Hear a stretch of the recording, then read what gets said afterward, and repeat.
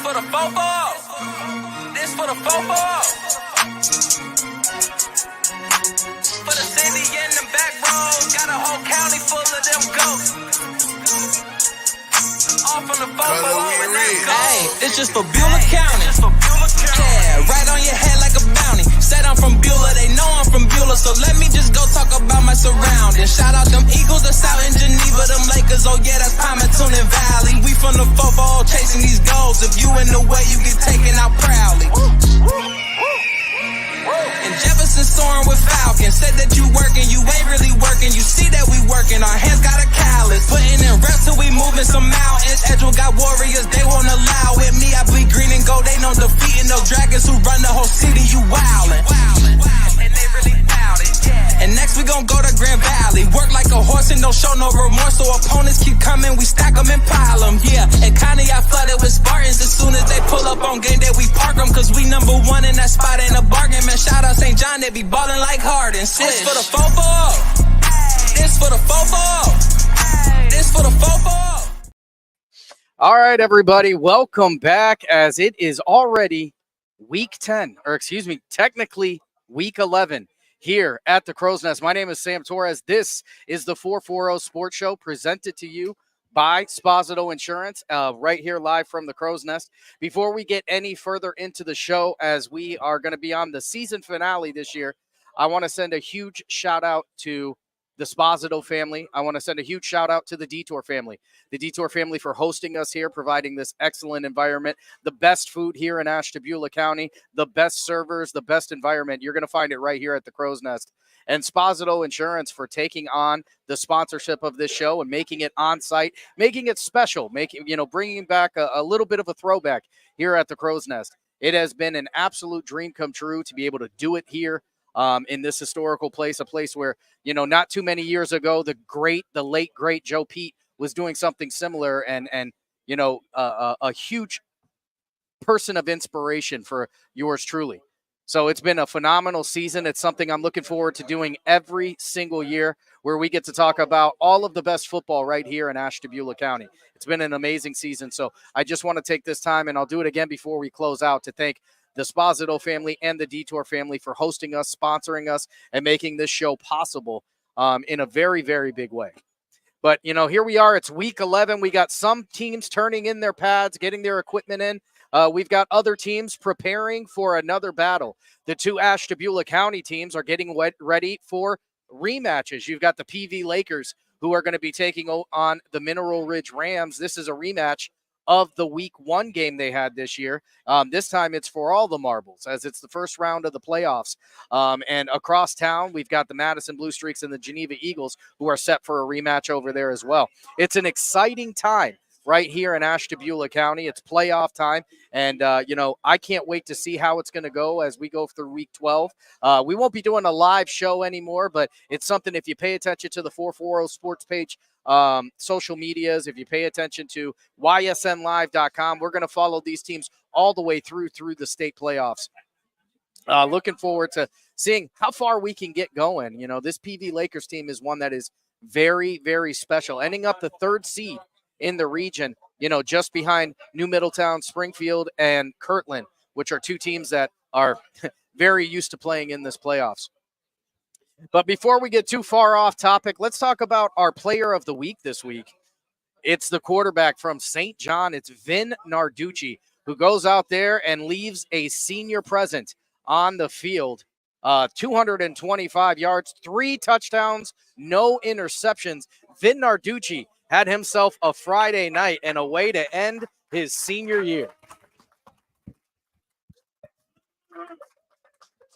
And as you can hear, once again, the Heralds have invaded the nest. It is a packed house in here, showing up to support their guy, Vin Narducci. So you go out there, you're a senior.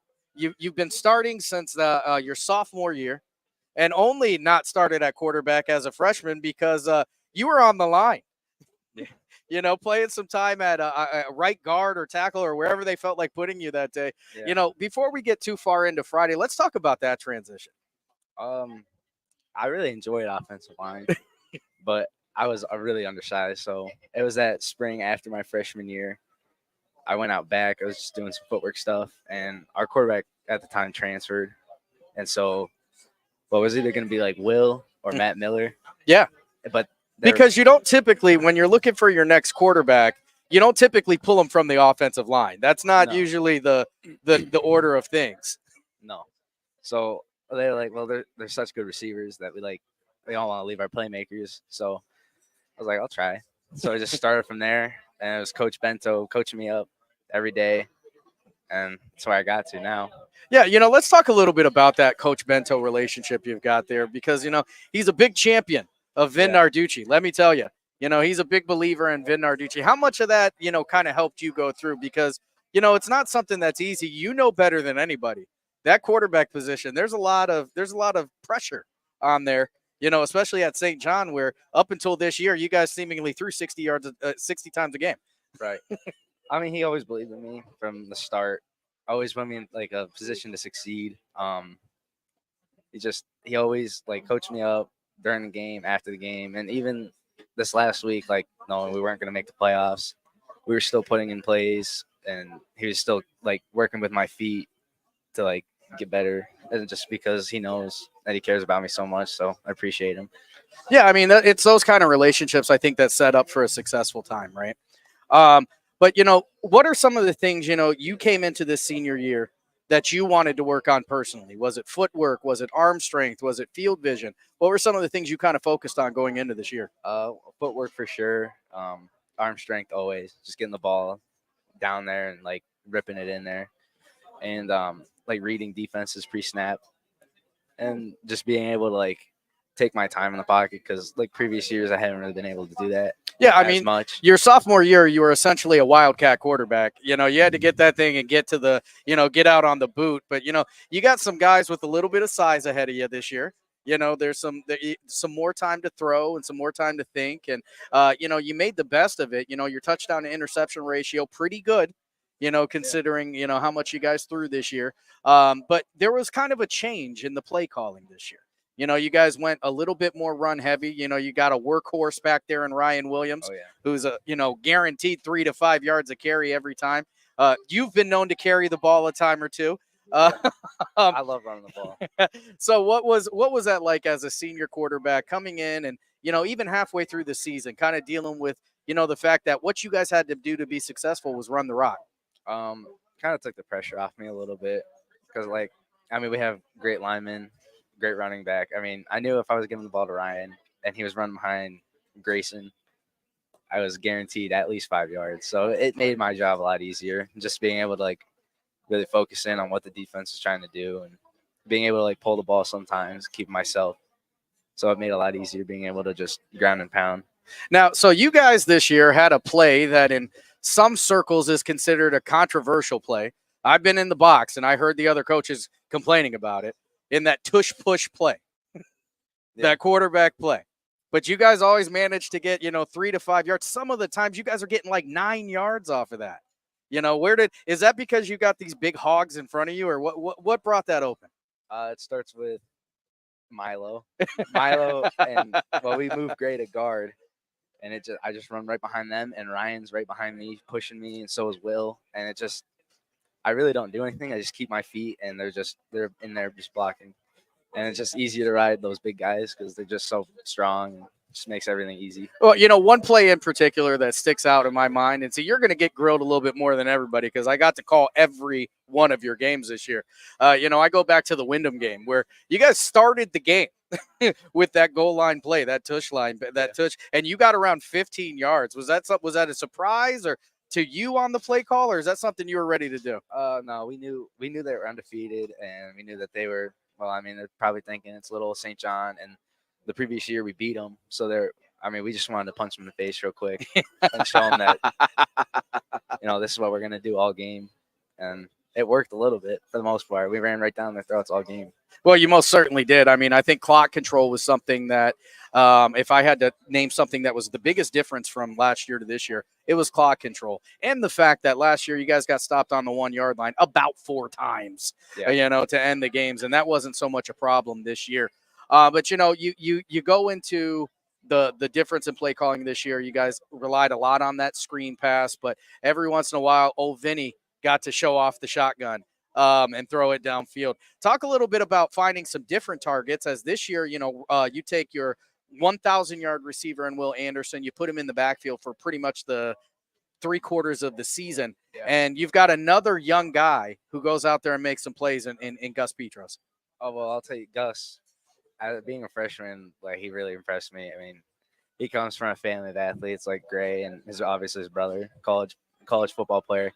So all summer, Gus after practice every day would just be like, "Vin, you want to throw? Vin, you want to throw?" And I was like, "Of course." And I think he has a lot of potential to be a really good player for a long time. And I appreciate all the work he put in. Same with Chase Newsome. Chase Newsome was another big time addition. He really stood out. I mean, he was just right there with Gus, always wanting to stay after practice, run some routes, and just work on getting the connection ready for the season. And they paid off. Yeah, it most certainly did. You guys had a completely different look. There was some confidence. There was some swagger to Herald's football this year. But, let's talk a little bit about Friday. So you go into Friday, obviously, like you said, you knew the playoffs were off the table. This was going to be your final time as a Herald. You guys went out there and had yourself a game. You got to throw the ball all over the yard, including a connection to Will Anderson, a fellow senior, a guy that you've been playing with through this whole time. What was that like, hitting him far downfield? You get to show off your arm. You get to show off his athleticism. How did that go?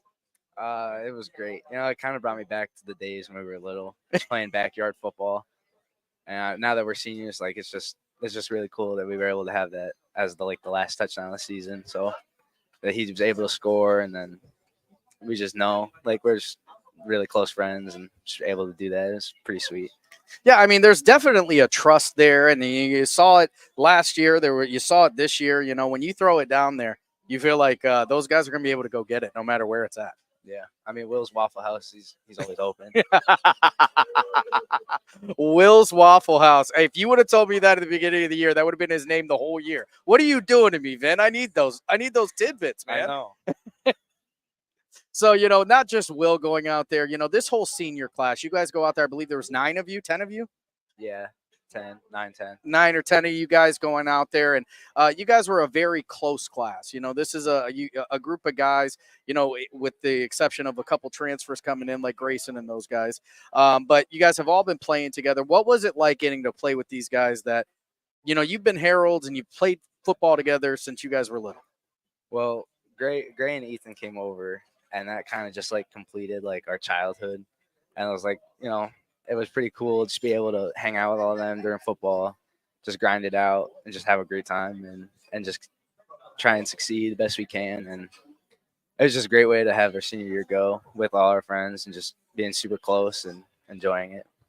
So, you're a multi-sport athlete. You've been known to play some hoops. You've been known to, I've seen you play baseball. From what I hear, you might be swinging a racket on the tennis court this year. But, primarily, your other biggest sport is basketball. How do you think that helps you, especially in the football? Well, my footwork, definitely from basketball. I mean, I've been playing basketball since I can't even remember. So, just being able to, move my feet well and just having, the vision, see the court and then it translate into the field and just do those things. I mean, it makes a difference, and one of the things that we got a chance to see now last year, a little bit more often than this year, but Vin Narducci got a chance to play on the defensive side of the ball. And you made sure that one play you got counted as you lay an absolute hammer on the play. One of those things is when you get when you get those hits, you seem almost as excited, if not more, than when you throw a touchdown pass. Which one do you like doing more? Defense, because I never get to do it.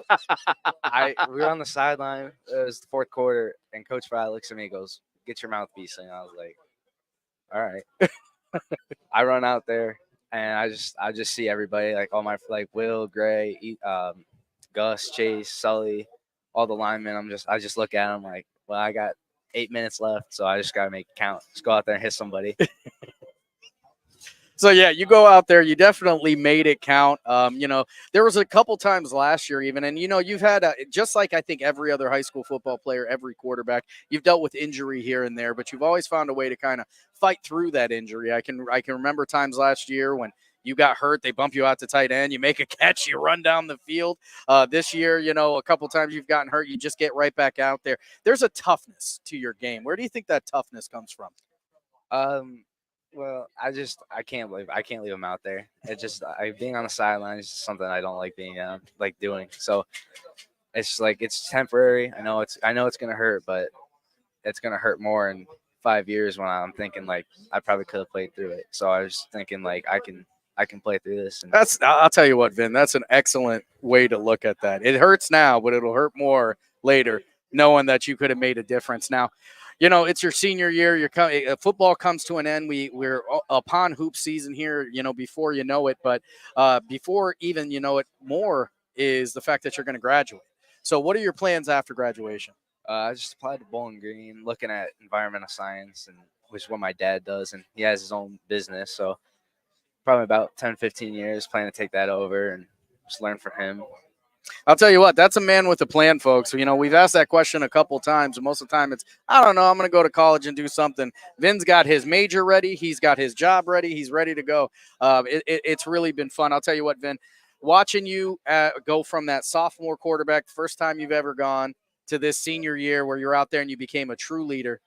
It's been something that's been really, really cool. I've had the honor and the privilege to get to watch you fight through those adversities and still remain Vin Narducci through all of those things. So, thanks for everything you've done. It's been a great time getting to watch you play football. And, we'll miss it next year, that's for sure. But luckily, we got a whole hoop season ahead of us. Yep. It's going to be a good season.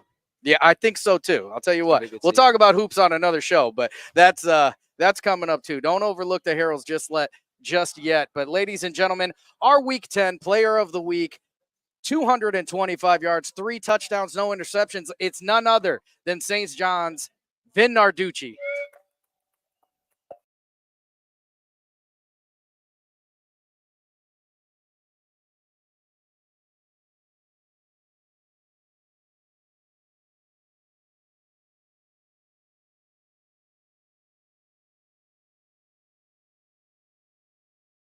As Comco celebrated 70 years in 2022, we have much to be thankful for. We are proud of the Comco culture as we serve our customers with Comco Care with our premier customer service, quality parts, and on-time delivery. The partnerships we have with our customers and our community are second to none. We thank you for your continued support. We are proud to be part of this community and will continue to offer great jobs for great people. Change. This one word can make you break out in a cold sweat. But with change comes wisdom, experience, and understanding. At Myers Family Insurance, we can help make changes in Medicare, insurance, and retirement a positive experience for you and your family. We've gone through changes, like our new office and new faces to help our family of clients too. For all your Medicare needs, call Myers Family Insurance. Check us out online at myersfamilyins.com or find us on Facebook.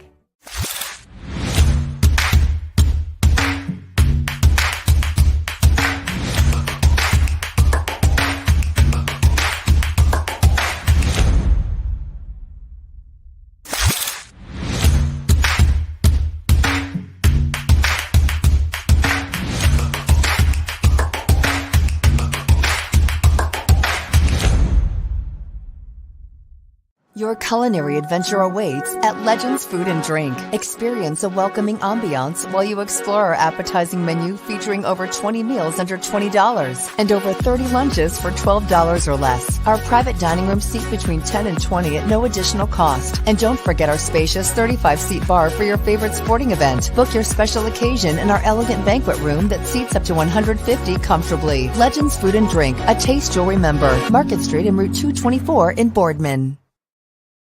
All right, everybody, we are back here after that interview with our Week 10 Player of the Week. It was Vin Narducci after a phenomenal performance against the Matthews Mustangs. Just a a great way to kind of put a bow on an excellent career as a Herald.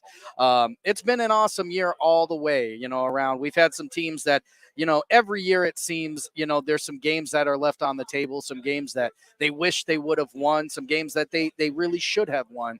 But at the end of this year, it's been a phenomenal year across the way. Some teams are rebuilding, some teams are reloading. And we're going to talk about some of those teams here in just a little bit. But we are going to get to what has become my favorite part of the show because it elicits the most controversy. We're going to talk about the stat leaders here in Ashtabula County. Now, tonight we are going to talk about the passing leaders, the rushing leaders, the receiving leaders. We'll also get into the tackle leaders. Now, the tackle leaders are determined. You get 1 point for a solo tackle. You get half of a point for an assist. You get 1 point for a tackle for loss, 1 point for a sack leader. And that's how this number is put together. So if our numbers look a little bit different than your numbers, or maybe some of the numbers that are being produced in other local media outlets, that's what the difference is. We've, the assist really shouldn't count as a full tackle. So, we apply that to absolutely everybody to keep it fair. But without further ado,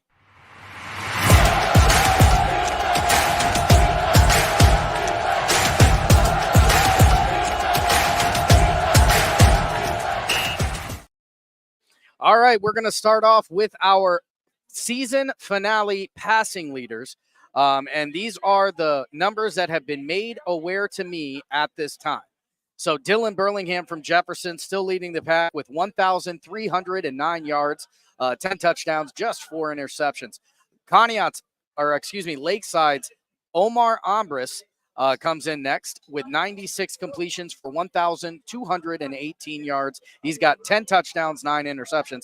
Conneaut's Colby Stiltner going to come in next with 112 completions. He's got 1,127 yards, 11 touchdowns, 15 interceptions. Coming in next is St. John's Vin Narducci, 75 completions, 925 yards, 7 touchdowns. Edgewood's J.J. Dufour is going to come in next with 63 completions, 920 yards. He's got 9 touchdowns. And Pima Tuning Valley's Ryan Croston coming in next, 33 completions, 717 yards, 8 touchdowns, which is really impressive when you look at the play calling that happens at PV. It's a very run-heavy team, but this year Ryan Croston opened up the passing for them with the help of guys like Jace Folkman and Jaron Nowakowski.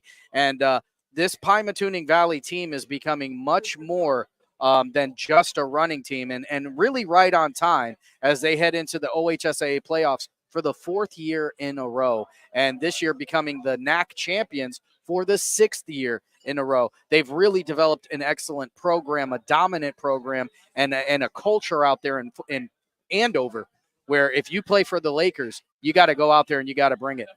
Sammy Goforth comes in. He's going to round it out with 45 completions, 679 yards. He's got 7 touchdowns.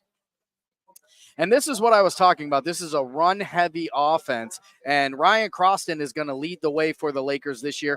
1,460 yards, which is also good for an all-time PV record for rushing. 17 touchdowns for him on the year. You've got Ty Vickery coming in next with 1,141 yards, 20 touchdowns. Again, also good for a PV record. He is now second in line, right behind Ryan Croston when it comes to the all-time rushing leaders. And when you talk about PV, that is a great list to be at the top of because they run the ball. That's not something new. Coming in next is going to be Jefferson's Matthew Webster with 942 yards, 10 touchdowns for Webby.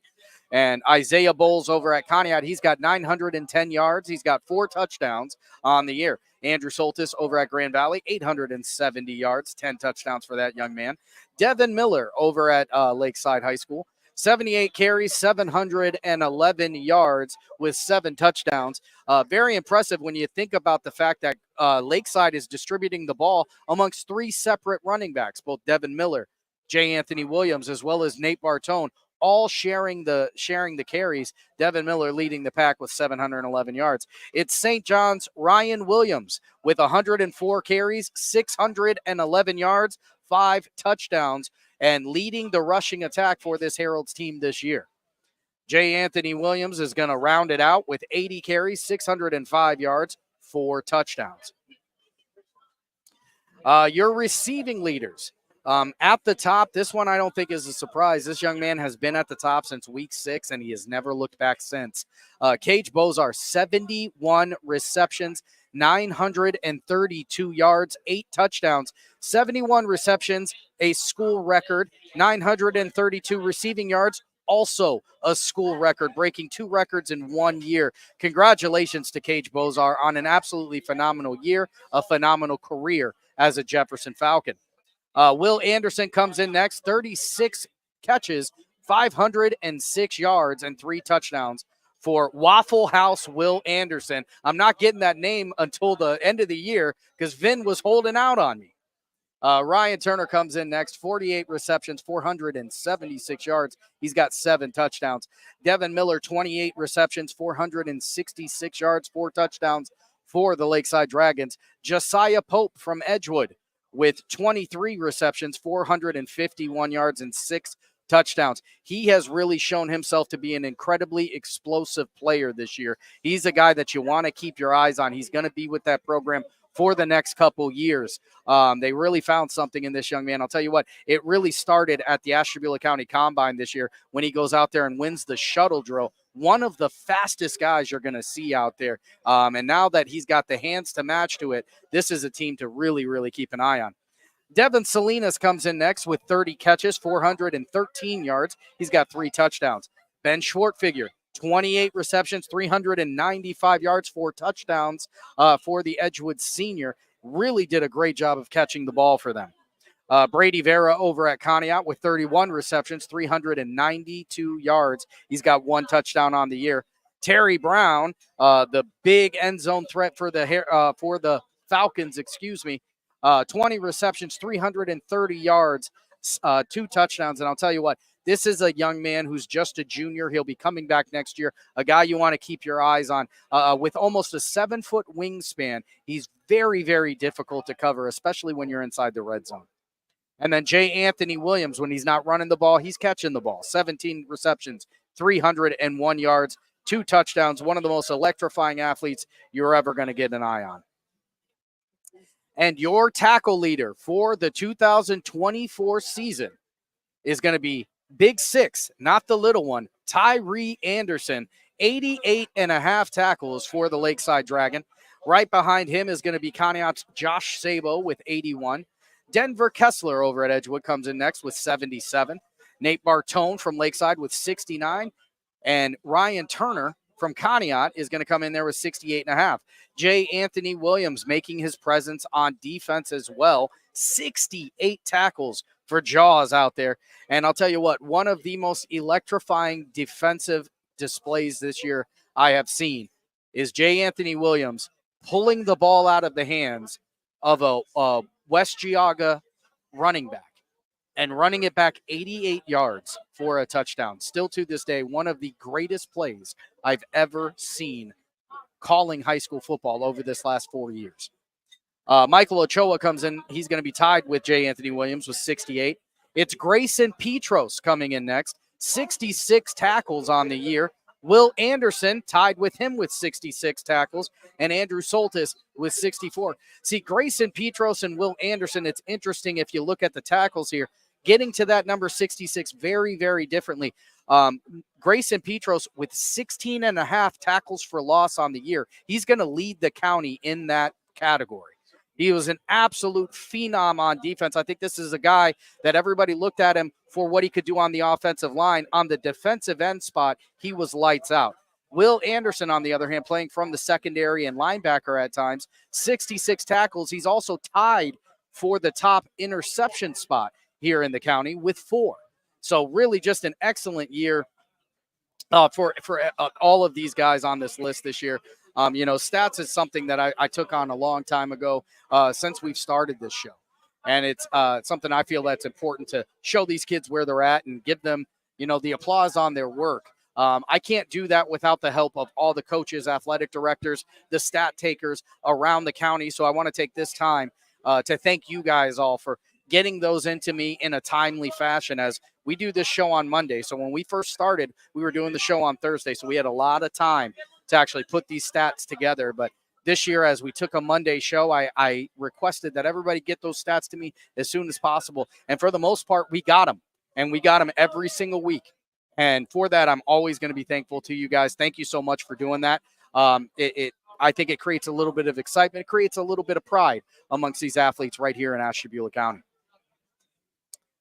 And we'll talk about the finals from Friday. No week 11 this year, as we've only got one YSN team playing in the PV Lakers, who will be taking on the Mineral Ridge Rams. Lakeside, who will finish with a final record of 4-6, going 36-18 over Edgewood. Edgewood finishing with a final record of 1-9. Lakeside taking the Battle of the Bridge Trophy this year. This has been a back-and-forth rivalry over the past couple of years, and it's going to be interesting to see who is going to take it next year as Lakeside goes out there. This game is 7-6 going into either the second quarter or going into halftime. Lakeside at the end of the game really turns it up, largely in part to a big-time interception from J. Anthony Williams, who returns it 80 yards for a touchdown. Again, J. Anthony Williams making big plays, setting up Lakeside to really kind of open the doors, get the playmakers the ball, and set it up. Conneaut is going to fall to Madison, 6-43. Conneaut will end their year with a 2-8 record. Madison, on the other hand, going to end with a 7-3 record. They will meet Geneva for a rematch this week. That's a game you want to keep your eyes on, because this was a game where Madison actually beating Geneva going into halftime, 14-6, when they started. And then, Geneva really puts it on there in the end, ends up winning that one 21-14. This is a big rivalry between those two teams. So, again, if you're going out and you want to check out some high school football this week, that one is going to be really, really close if you can't make it to Andover. The Jefferson Falcons, they're going to fall to the Geneva Eagles, who will end the year with a 9-1 record. Jefferson going to go 3-7, really finishing the year strong, coming off of an 0-10 year last year. They started this journey off by knocking off an undefeated Orange team. This Orange team is going into the playoffs. They're going to be hosting a playoff game, finishing the year 7-3. Really a huge comeback story for the Orange Lions. But Jefferson really got their season started that way, ending the year 3-6 after going 0-4 to start the year. St. John is going to finish their year 3-6 this year, 30-0. They beat Matthews on Friday, who will finish with a 1-9 record. This is a team that you could argue is about 7 yards away from being 5-4. Big time games against Steubenville Catholic, big time games against Windham. Windham takes them into overtime before they eventually get the win. Steubenville Catholic wins that game 13-6 by scoring with the final with 6 seconds left in the game in the fourth quarter. But this was a team that grew very, tons and tons this year. Very, very fun to watch. And it's going to be interesting to see where they go as a large senior class is getting ready to leave them. When Vin was on the show, we talked about 10 seniors on this St. John Herald's team. So there's a lot of spots open. They're going to have some guys who are going to have to want it if they're going to go out there and win some more ball games next year. PV, they're going to finish their year 9-1 on the year after going 61-6 over Grand Valley, who finishes 1-9. This Pymatuning Valley team is a machine. They run the ball well. Ty Vickery, Ryan Croston, they know what they're doing. They're going to follow that great offensive line. They're going to find the holes. They're going to get the extra yards. You can't take down Ty Vickery with one defender. You can't take down Croston with one defender. And if you spend too much time worrying about one, the other one is going to score. This is a Pymatuning Valley team that I think you can look to win some games here in this playoffs. They're going to start it off with Mineral Ridge. This is not a gimme by any means. This was a game that the PV Lakers won earlier in the season in week 1, 38-27. If you rewind all the way back to the beginning of last year, this is a game that PV loses in the final seconds against Mineral Ridge. So this is an opponent that they know very, very well. They know they're going to be coming with it, but I think PV is going to go out there and get the job done on Friday. And then the Perry Pirates, 68-0 over a Hawken team that is going to finish 8-2. This Perry Pirates team is special. Last year's was special, obviously, a state championship team. Walter Moses is one of the best quarterbacks on the network this year. He's a Toledo commit. They are in a very, very tough region. Lake Catholic, Glenville, you name it, they're there. So Perry, if they can get through this region, look for them to win another state title this year. It's really, really impressive what they've been able to do over there in Perry. We got nothing to talk about for week 11. We covered most of it during that point, and so it's going to be a little bit of a shorter show this week. It's been a really just an awesome, a fun year. I can't tell you how grateful I am for the great people here at the Crow's Nest, the Detour family. I can't tell you how grateful I am for guys like Dan Sposito for sponsoring the show, taking a chance, bringing it out here. And, I think it really, really was just a phenomenal thing for Ashtabula County this year to get this back going. It couldn't be done without people like Dan Sposito, like the Detour family. It's wonderful to be here at the Crow's Nest in an area that the environment that is so welcoming, and they love everything about our local area. And because of that is the reason why I was so proud to be here. I'm looking forward to doing this again next year. It was an absolute blast. So for the final time this year, I'm going to be signing off. I want to tell you guys all, thank you so much for absolutely everything. Thank you to all the Herald's families that came out tonight. Thank you to all the families throughout the year who came out tonight. Finding time on a Monday night to come to the Crow's Nest at 7 o'clock, it really made it very, very special. For the final time this year, folks, my name is Sam Torres. And as always and forever, this is for the 440. This for the fofo. This for the fofo. For the city and the back roads, got a whole county full of them goats. All from the fofo. Hey, it's just for Beulah County. Yeah, right on your head like a bounty. Said I'm from Beulah, they know I'm from Beulah, so let me just go talk about my surroundings. Shout out them Eagles that's out in Geneva, them Lakers, oh yeah, that's Palmetto Valley. We from the fofo chasing these goals. If you in the way, you get taken out proudly. And Jefferson soaring with Falcons. Said that you working, you ain't really working. You see that we working, our hands got a callus. Putting in reps till we moving some mountains. Edgewood got warriors, they won't allow it. Me, I bleed green and gold, they know defeating no dragons who run the whole city. You wildin', and they really bout it. And next we gon' go to Grand Valley. Work like a horse and don't show no remorse. So opponents keep coming, we stack them and pile them. Yeah, and Connie I flooded with Spartans. As soon as they pull up on game day, we park them. Cause we number one in that spot, ain't a bargain. Man, shout out St. John, they be ballin' like Harden. This for the fofo. This for the fofo. This for the fofo.